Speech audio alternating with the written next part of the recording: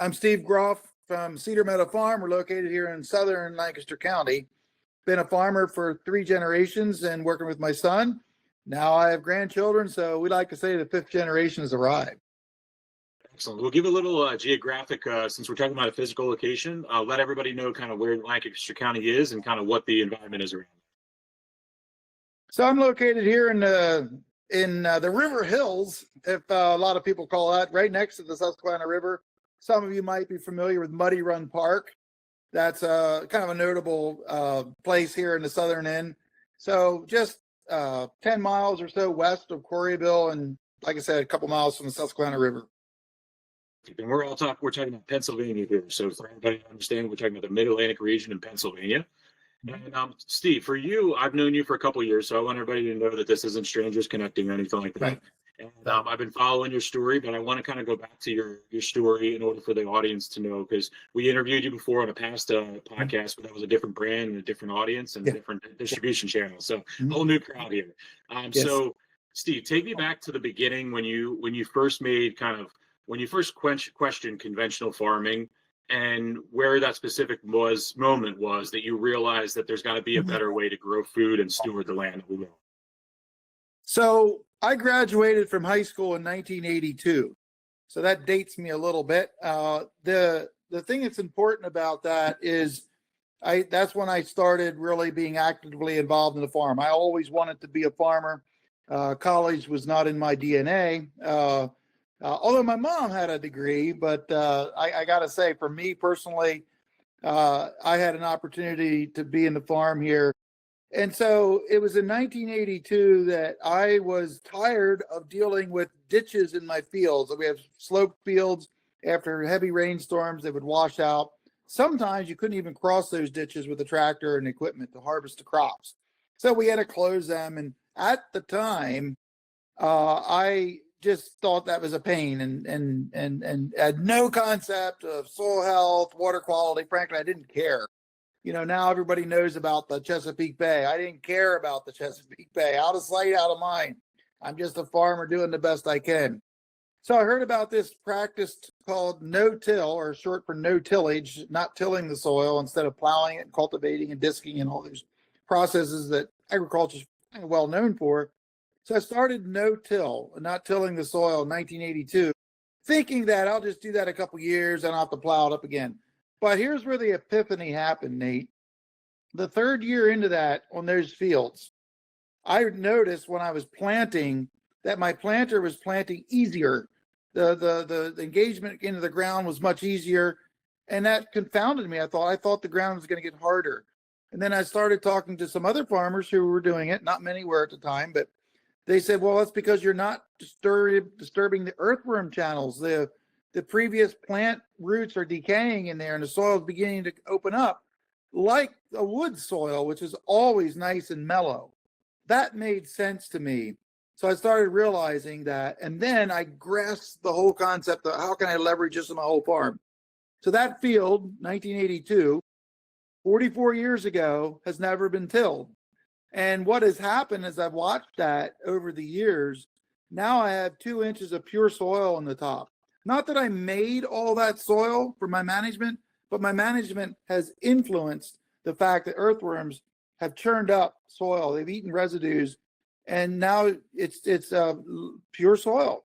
So my organic matter is tripled, which is a good thing. If any of you know about agronomic practices and so forth, it holds more nutrients. I can absorb more water. I can do a lot of things that we now call regenerative agriculture. So there's a lot packed into what regenerative agriculture is, but using cover crops, crop rotation, that has been my journey to this point. So it all started trying to fix a problem, and it ended up fixing a lot more problems that I never knew existed at the time. So that's where, you know, I love this term regenerative agriculture. Now we're like regenerating the soil, regenerating the farm, and it goes one step beyond that. We're actually growing healthier food. I'm also a vegetable farmer, and I know we're going to talk about hemp, but I can grow it in such a way that we're actually enhancing the soil. And then I try to help other farmers with my my educational efforts that I do among farmers to do that. When recently, in getting ready for this conversation, I watched Kiss the Ground. Would you Oh say yeah. would you say that's a really good thing for people if they whether they obviously, I want to also say that you have a book out there that people can read, but if they Mhm. digest things in a video format, is that something good for a benchmark to catch people up? Yeah, I like when people bring up Kiss the Ground, they ask me, what do you think of that? I said, well, I know most of the people in it. And actually, there's a follow-up called Common Ground. So that would be another one to follow up. They were scheduled to film here for Common Ground about my hemp. And then the filming got delayed and it got too late. My hemp was harvested and it wouldn't have worked. So I do have a connection to that. For non-agricultural people, viewing Kiss the Ground or Common Ground is very, very helpful to give a background of what we're talking about today. Perfect. Well, and for speaking to you specifically, I mean, you've lived through a couple of different eras of American agriculture. How has the mindset of the farmer changed from when you started to now, especially in the terms of soil health versus yield at all costs? Yeah, I do chuckle because I have a saying that I don't blame my grandpa for farming the way he did. Although right now that would be totally unacceptable. Tilling the soil up every year, fields weren't set on the contours. I mean, I got aerial images back to 1940 of this farm here. You can see the erosion in the ditches. You can see them. Since we started using these practices for the last 30, 40 years, their ditches are gone. They're no longer there. You cannot see them. And so that's been a big change. For me personally, once I started seeing and understanding that there was a whole lot more to just putting seeds in the ground and harvesting a crop, that there's a whole nother, I guess you'd say, world, if you will, of life, biological life. And we talk about cows, pigs, sheep, all the animals that farmers tend, but we don't talk too much about the life in the soil, all the critters in the soil, or as some of us like to say, the micro herd in the soil, which everybody's heard of earthworms, but that's the big ones. Then you get down to microscopic, ultra microscopic. And basically those critters, they eat one another. That's what it comes down to. They basically eat one another in the food chain. And, when you think about it, we grow plants, we eat plants, and animals eat plants, and that all gets recycled without going into the messy details here, but that gets recycled and reused. That's the way the whole world was designed to function. So now it's kind of like when you think about for the past 100 years or so, humanity or our society has pretty much gravitated. If we can make it easier, faster, cheaper, it's good. Well, we're paying for that now because sometimes faster, easier, and cheaper is not as healthy. And there's been an industry born out of that. It's called Big Pharma and Big Ag. And it's a great business model, providing all this stuff. And then it doesn't really help our health very good. We have 70% of Americans die of chronic illnesses. Just 70 years ago, it was like less than 5%. It's not all with our food, but a lot of it is. And I will just get on my tangent here that ultra processed food and highly processed food is almost like a narcotic. It's addictive. And I'm putting myself into this, we have fallen prey to that. And it's really turned out to be, you might say, expensive. We have the highest healthcare costs in the world for developed country, but we're one of the sickest. There's something the matter here. So we have to back up and try to figure it out. And I'm simply saying, well, let's try to mimic nature as much as possible. But I'm not suggesting we forage for berries and nuts. Maybe in a Sunday afternoon hike, great idea. But that's not, so where in that can we do that? And I could give you details how we're doing that on the farm here. And I'm still learning. This is an ever-going process. So that's a little bit of my thoughts of where we need to mimic nature. That's what it comes down to. And mimicking nature, you led me into my next question perfectly, was resilience versus efficiency. And in the past we've gone for efficiency, but when you actually mimic nature, you go for resilience. So kind of elaborate a little bit about how sticky and sustainable it is versus the efficiency. Yeah, and we can't forget efficiency. There's a balance here. But we can't, at the expense of efficiency, suffer, some goodness of what our own health. I think our own health is the highest value a lot of us really have when we think about it. So what some of the principles are of use the word rejuvenate or whatever, regenerative, all those words are kind of getting to be buzzwords, is in the way we're trying to mimic nature is we're trying to keep a living root in the soil, whether it be my cash crop that I'm selling to the public or a cover crop that I'm growing just to protect the soil.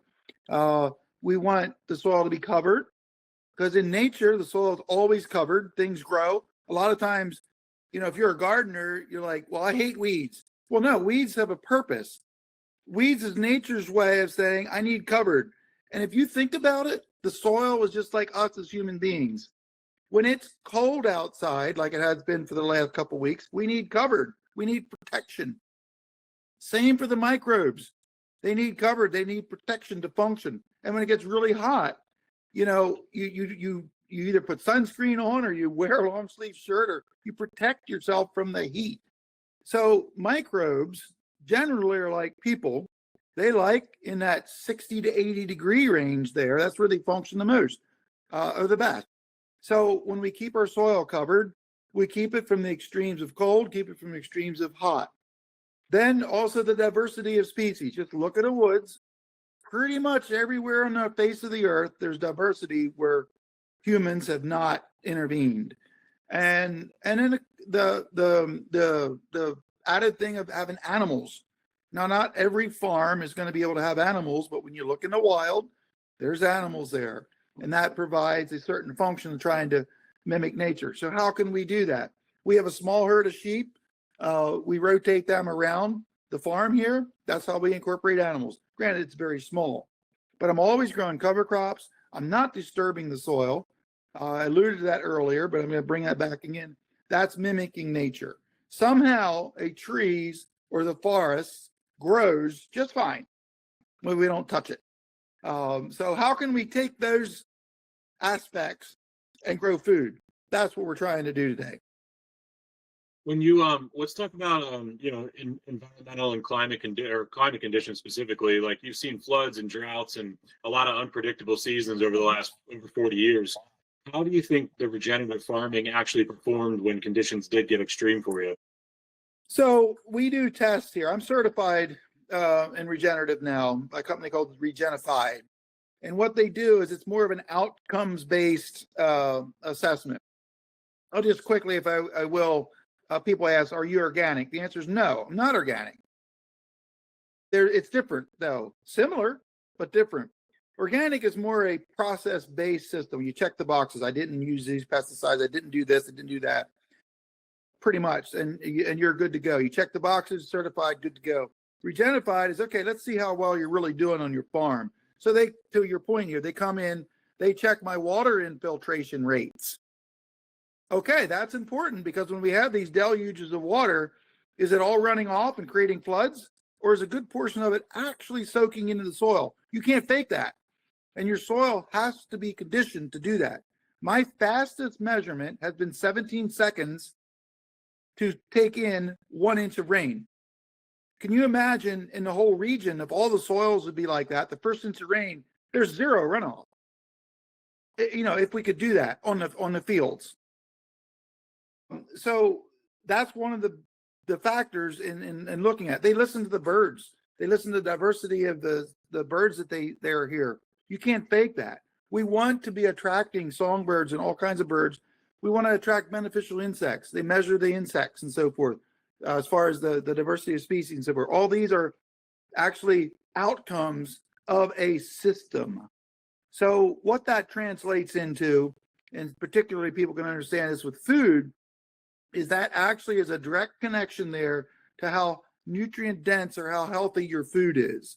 So when you grow a tomato like I do, or a squash like I do, it's going to be packed with nutrients in there, better than, I'll say, their average out there, because we have a higher microbial population in the soil because of everything I just explained. And we don't have time to explain it all here, but I hope you can kind of see the analogies here as how this works out. So my simplistic definition of regenerative agriculture is growing food for health. Growing food for health. Now, I think we might be talking about fiber here in a minute, but the same thing applies. But I have to say, most of us can understand, I, as a farmer here, am trying to grow food for health.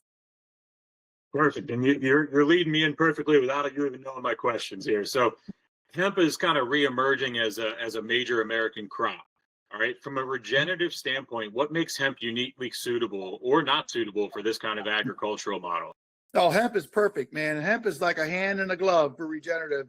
I mean, those of you who have heard about hemp hear all these miraculous things that it does.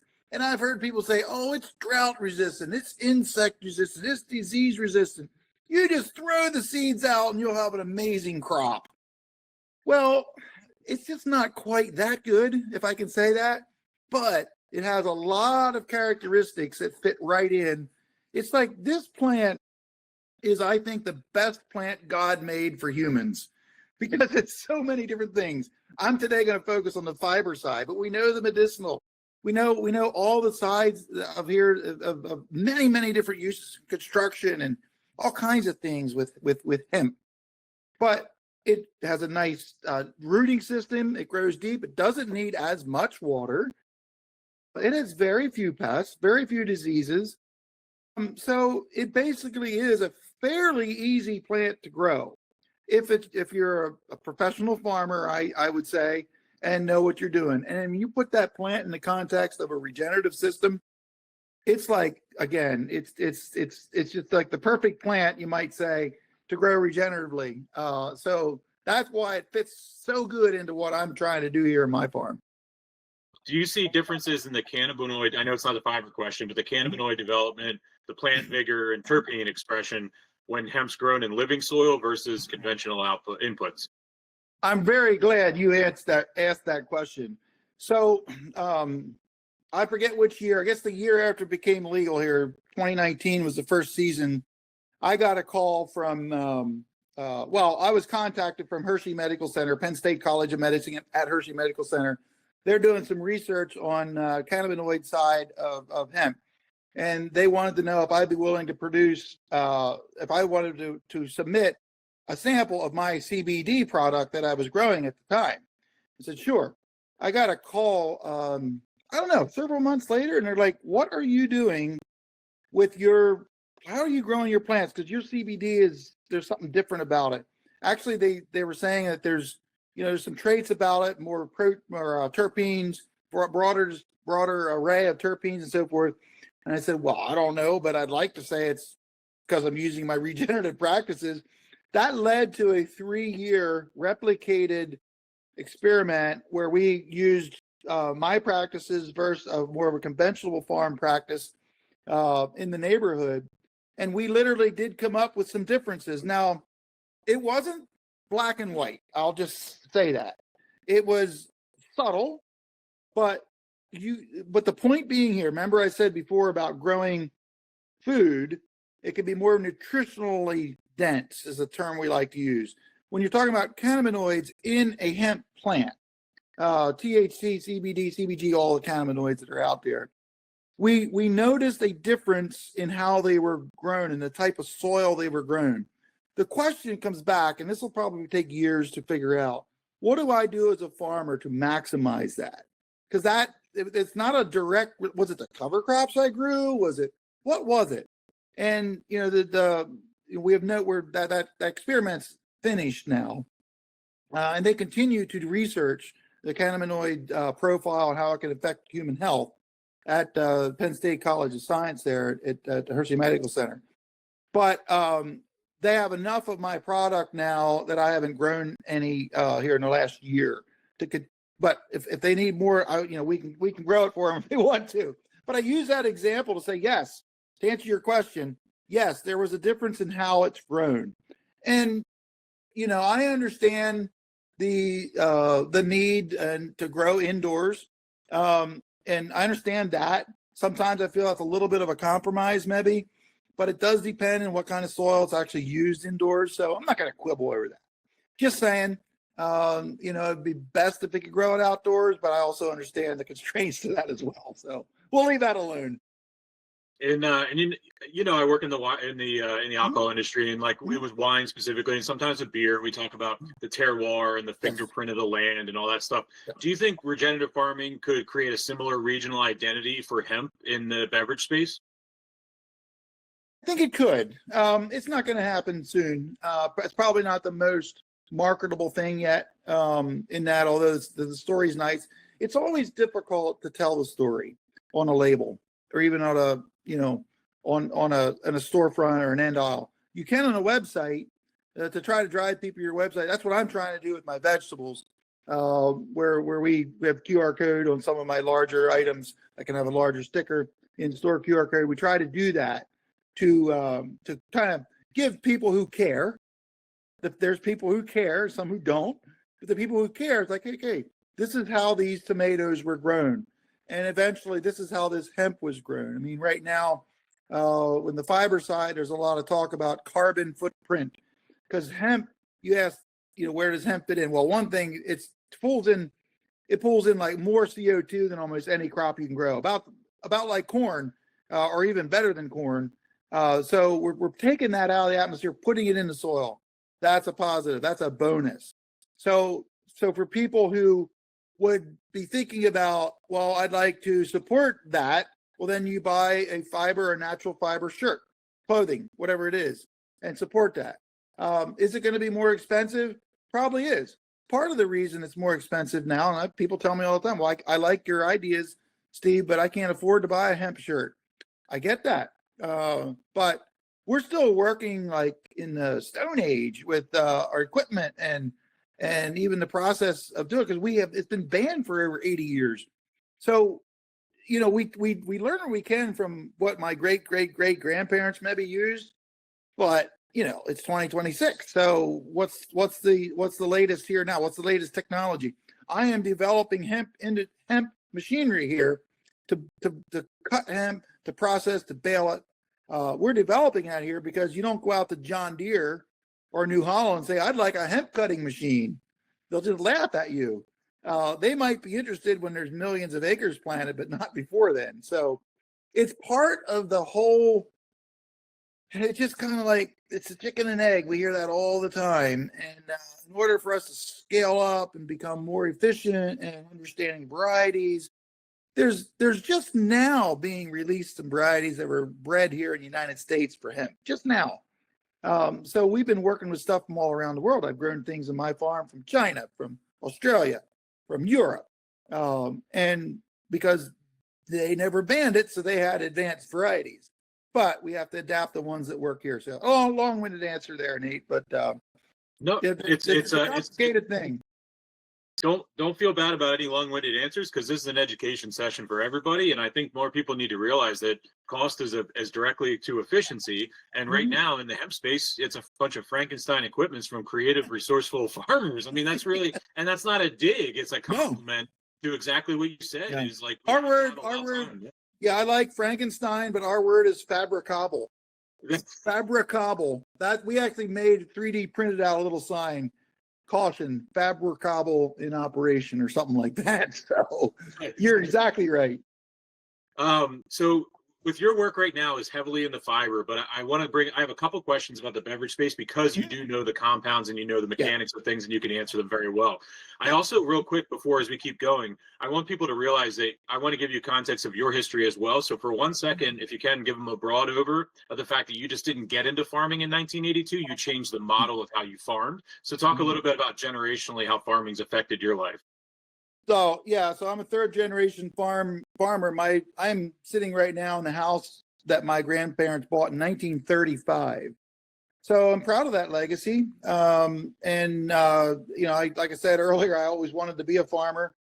And throughout the years, I would say I was like most farmers coming out of high school, and even I characterized the culture of the day was, we're farming. This is how we do it. We just want to make enough money to go to next year, and maybe once in a while buy a tractor or a piece of equipment. That's pretty much where farmers are even at today. You don't get into agriculture to get rich until you really cash out and sell your farm, and you'll probably get 5 times what it was paid. But that does you no good the value of your land does you no good until you sell it. And then what would you do? Through this time here in my journey, I will say, I started with no tillage, got into cover crops, got into crop diversity, and I started speaking about what I do here in my farm. Led me to, I've spoken in 12 different countries all over the U.S., Canada. And it did two things. It because I have a desire to help others. So helping farmers to do what I learned was good. But I also then in turn learn from others when I'm out. I hear other speakers or other farmers that I meet that come to my meetings and so forth, and you build relationships. I was just thinking this morning, I was texting with a guy in Indiana who I've met over the years. I would have never known him if it wouldn't have been for, some of my involvement getting around. So I'm a curious learner. And that just has really driven me to continue to learn. I'm still learning today, and there is some fascinating things that are coming down the pike in agriculture. I mean, people wonder, like, well, is there any AI in agriculture? Absolutely, there is.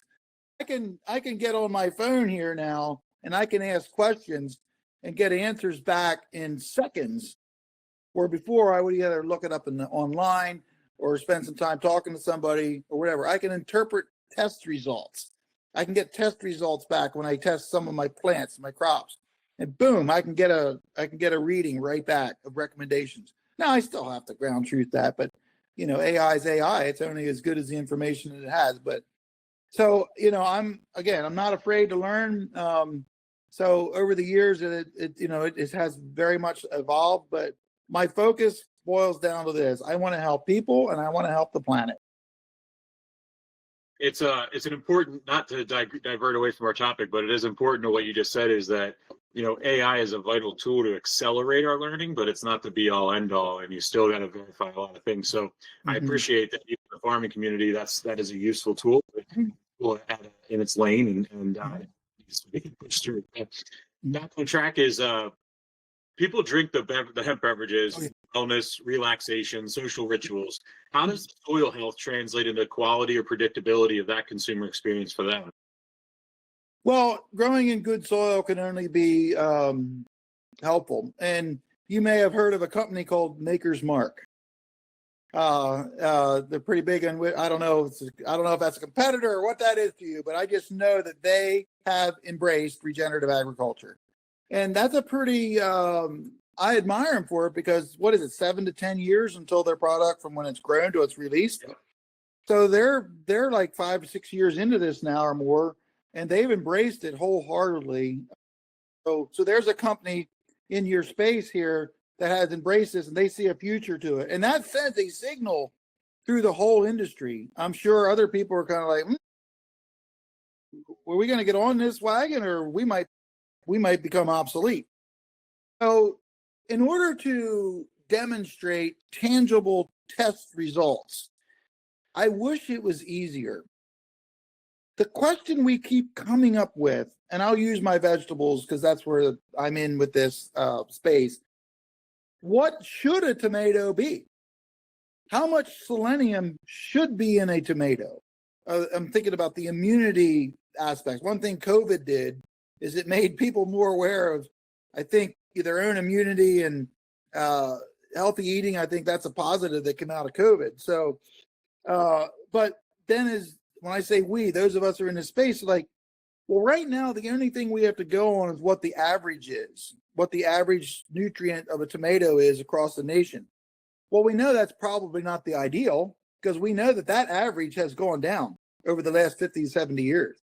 The average nutritional density and nutritional values of our produce has gone down.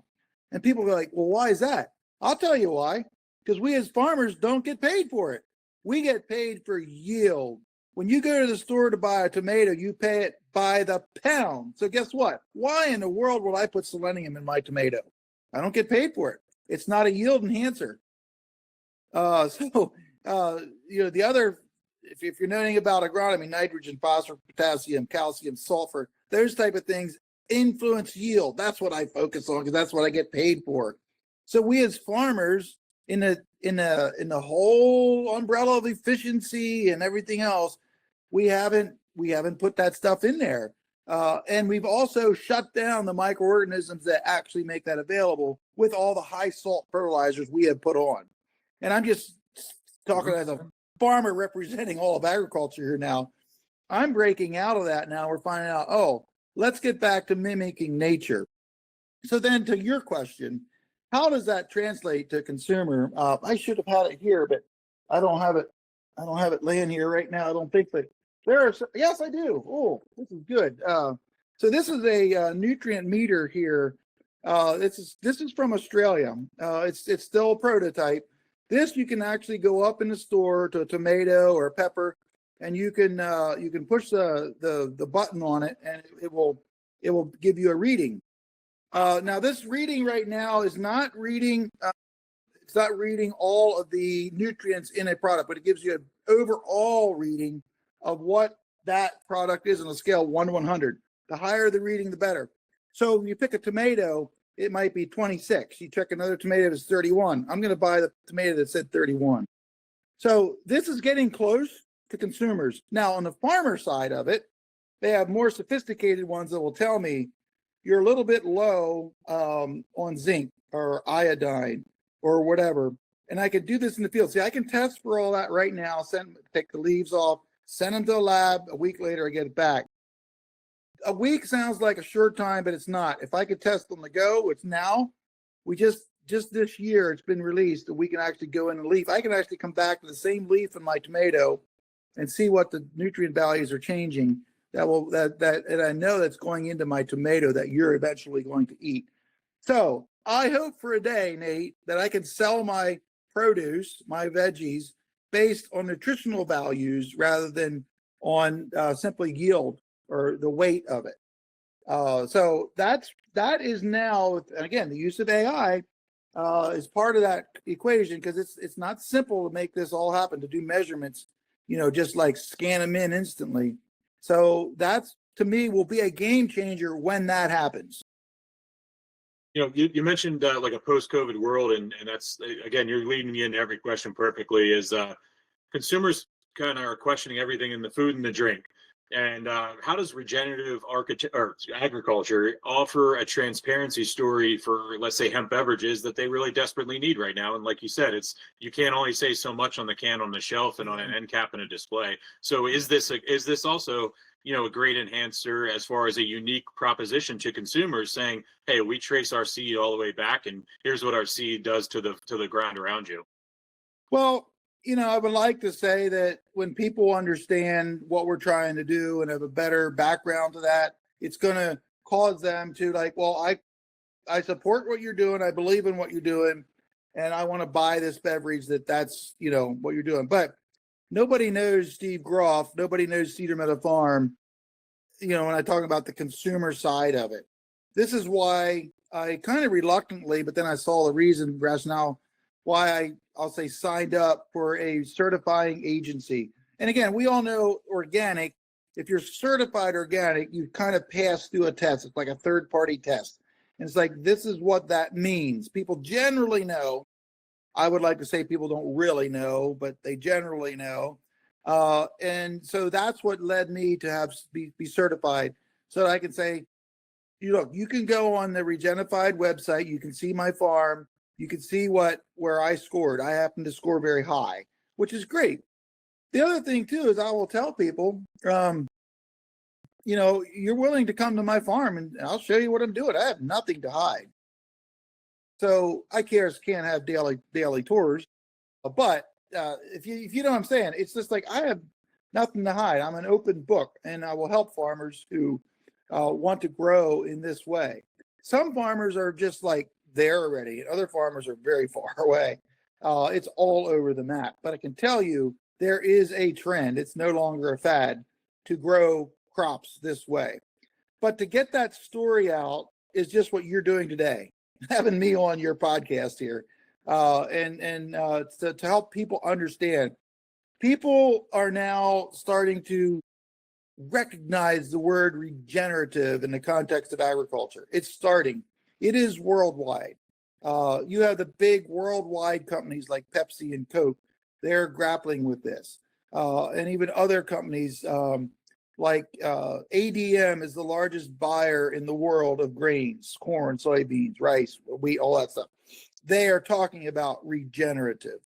I remember I was speaking in Indiana several years ago, and I noticed from the podium, 2 rows down, were 2 gentlemen sitting there with ADM on their shirts. I thought, I can't believe they're here. Why were they here?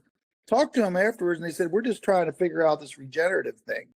Well, it turns out, as years go by, now they are actually encouraging their farmers, incentivizing their farmers to have some sort of a regenerative growing practice. One of the things I want to, I don't know if this is the right time or not, but if any of you heard the term greenwashing, that's when people, when you have when something turns in, like shifts over from the fad area to the trend area, it's like, I think this is going to stick. All of a sudden you have everybody wanting to jump on board, and they'll like say, oh, I'm regenerative as well because I grew a cover crop. All right, that's fair enough, but there's more than that. And so when you greenwash is basically when you're not being forthright. You're not being accurate in what you're doing. Because when I see claims by some people, I start digging deeper in their website, and it's like, even I can smell that rat. They're not really regenerative. They're just putting the name up there. So, it just comes with the territory. Anytime you have something good, you're going to have copycats. So I would just caution us all. When you see the word regenerative, be careful. I will say this, and this is a fact, because I sell to Whole Foods. If you use and claim regenerative, you have to be certified by a recognized agency that they recognize. Right now, they're only recognizing 5 agencies out there. So to their credit, I'm going to say, to their credit, they're trying to not get into the regenerative greenwashing space. So again, it's an FYI, just because the word regenerative is across your beverage container or in their website, if you're really, really serious, you might want to dig a little deeper. It just is what it is these days. And so we'll shift gears to like hemp industry as a whole now. Mm-hmm. All right. And hemp's kind of sitting in a strange regulatory place. One thing I think that the industry as a whole is not talking about, and they are in the legislative area, farmers just went on to DC and all this stuff, and that's the good part. But I don't think the consumer base, which is about 40% of our followers, the rest is all the people in the industry. So speaking to that 40%, explain to them how this uncertainty affects farmers, like a business that's a co-packer, a beverage brand. If the ban comes, they'll sell off their inventory at liquidation, try to figure out their losses and move on. But I don't think people understand the staging and the phasing that happens way prior to that instance when a product's already packaged. And talk a little bit about how this affects this tier of the ecosystem. I think I can say that, and I know a lot of people would agree with me that are inside the industry right now, it's essentially on a pause mode. And the thing that we lack most on the non-cannabinoid side, the non-beverage side, the thing we lack is we don't have the processing. And we don't have the processing of this hemp. In other words, to get it from stalk to animal bedding, or for stalk to construction, or from stalk to making clothing. There's very, very, very little processing in the United States yet. There are some. There's about a dozen processors that are running, but that's nothing. We need 500. So because of that, it's all because no one has really felt comfortable, and I'm being kind, I guess, to pony up the money to invest, because this is not a quick turnaround. When you're developing a new industry, it's risky, and part of because it's risky is because this industry happens to have a lot of government tentacles reaching into it. And I'll take my farmer hat off here figuratively and say, if I was an investor, what if the government comes down really hard and unreasonable? I don't want my $10 million wasted. That slows it down. So it's just kind of like, this is where we're at right now. Now, even this week right now, we're in the middle of February. It is being discussed again, the Farm Bill. And that Farm Bill was supposed to be passed in 2023, I'm reminding us all. And here we are. For some reason, government gets away. Deadlines are just mere suggestions, it seems. So they're back at it again, trying to figure this out. and the hemp is a topic in there. So we'll see when that's sorted out. I hope that when the farm bill gets signed and the hemp is a part of that in the agriculture side of it, there'll be clarity, there'll be guardrails, and investors say, okay, I'm ready, I'm in. I am right now looking out my window, right out here, of 1 million pounds of hemp. 1 million pounds of hemp. Why do I have 1 million pounds of hemp? That's because I've had 3 years of broken contracts, broken promises, and a lot of good intentions. And I will say, from good people. And it's because it's a domino effect. And I'm not going to blame anybody, because some people can say, well, Steve, why did you take that risk? Well, okay. Point well taken, fair point.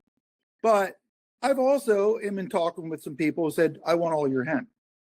I want all your hemp, but probably not till later this summer or later on.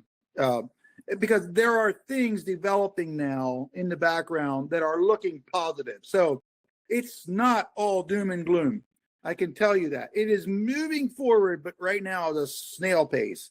I was just on a call this morning before this conversation here from a potential very multi-million dollar investor in hemp, thinking of setting up shop here in the area.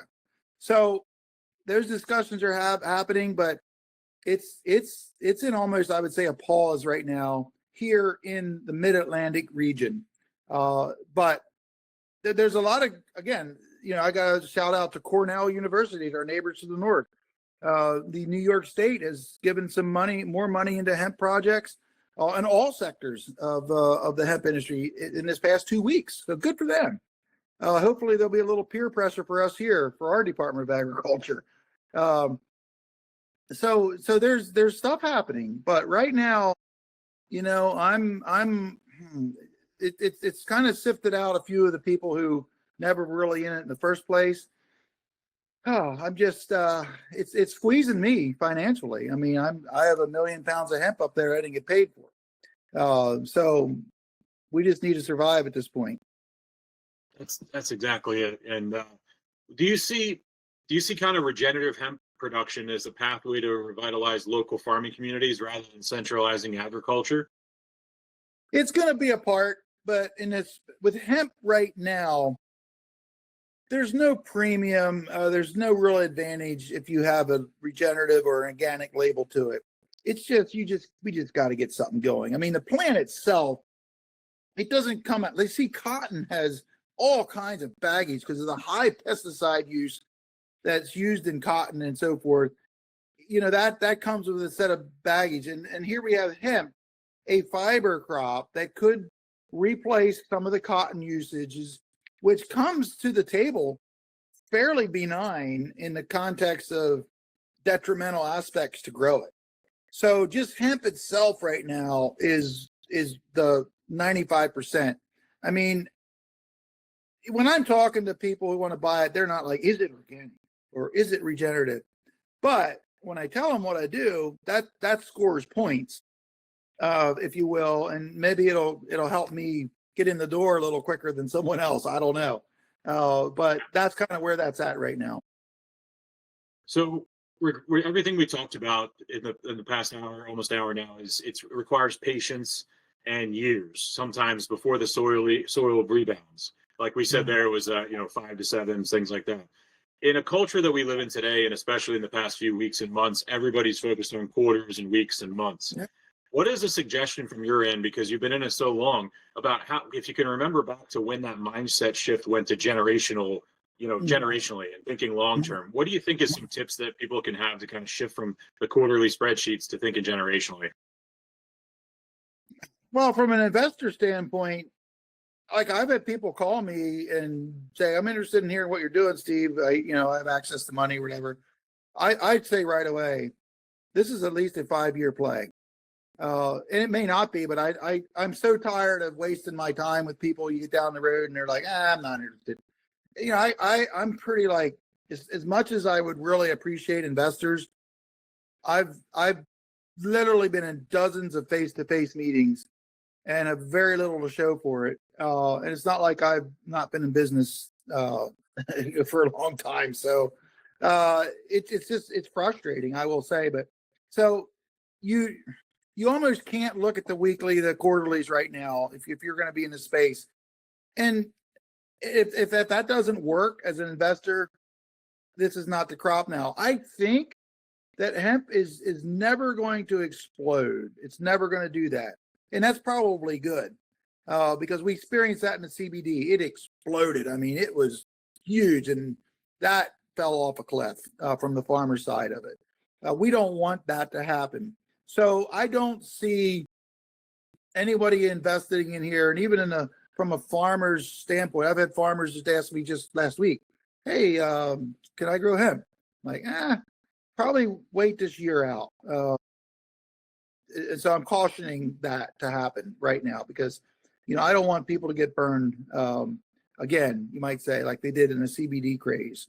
So yeah, it's a long play. It's a long play. If you're a farmer, if you're an investor, whatever, it's a long play. And you have to see the end game for what it is. It is not going to be a quick turnaround. That's the problem these days with all this AI and data centers and all the glitzy stuff you hear about. Yeah, you put in 100,000 and you make it in 6 months. That's not going to happen in him. My last question is like taking the present day of where we are, and I definitely want everybody to realize like what you're being real right now. And you're saying real things, and I don't want anybody to look at this as an alarmist thing because this is the practical logic that's involved in farming and agriculture. Is somebody like you has to look backwards at the same time of looking forwards. So kind of what's success look like in 20 years from now with regenerative agriculture as we speak right now? And I realize that it all could change. Yeah. Well, first of all, if I can address some of the political scene first. Why do I, as a farmer, have to get all 10 fingerprinted to grow fiber hemp?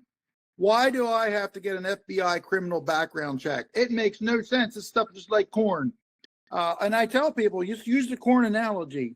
Hemp or cannabis, which is the overarching word for all forms of hemp, marijuana, CBD, clothing. Corn, we have popcorn, we have sweet corn, we have field corn. It's all corn, but it's different. And I like to say, if popcorn would have THC in it, they would ban all the corn. Well, that makes no sense. That's what they've done with hemp. They use THC to ban the whole crop. And now we're suffering for it. And I just can't believe we're 6 years into this. I just went and got my fingers printed again. And I got to sign up. I got to pay a permit. Why can't it be end use? Corn farmers don't have to get a permit or an FBI background check to grow corn, but you can make whiskey from corn. So just saying, it should be end use. So I understand if I'm growing for medicinal or whatever, that's needs to be higher regulated. I get that. But for those of us who are just growing fiber hemp, so I hope that goes away in the future. It's just a pain. Some farmers say, I'm not growing it. If I have to get an FBI background check, because it's a psychological thing. I do it because I see the end game and it's worth it. Back to your original question. Regenerative agriculture is the direction the world is going. I think that cannot be denied. How it's going to look in 20 years, I can't really predict, but I can tell you this. It's going to continue the move to less synthetic chemistry being used on agriculture. And I'm willing to take time. I'm not the one that say, well, we need to ban all this poisonous stuff. Well, no, neither can we ban fossil fuels tomorrow. The world would stop if we would do that. Does that not mean we don't try to work at ways to better manage them? Same thing I feel like in agriculture. And look at the people take all kinds of medications. You want to go homeopathic right away tomorrow? I'm a supporter of that. But if I have to buy a pill for a certain thing, I will, but I don't run to the pharmacy every time I sneeze. So I see regenerative agriculture is going to very much shape our future. And I will put it out there for farmers. If you don't pay attention, you may become obsolete. And I will say in the context of our own human health, if you don't pay attention and buy the best food or good food for you, your chances of getting sick will increase if you don't do that. There's no guarantees. It's a very complex thing. We're talking about biology here in both what we eat and also we as human beings. There's a lot of factors more than just food go into our overall health and well-being. But I think if we pay more attention to that in the future, 20 years from now, I believe we can be healthier. And one of the things, and I'll put a plug in here for natural fibers.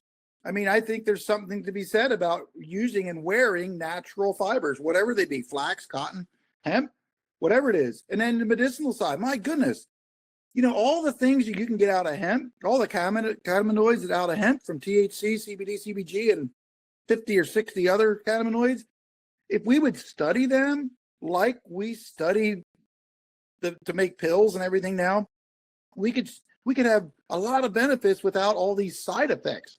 I mean, just watch a TV commercial. It's like deadly. I mean, half the TV commercials, all these, this pill is going to kill you, but you need it to do this, you know? So I don't know.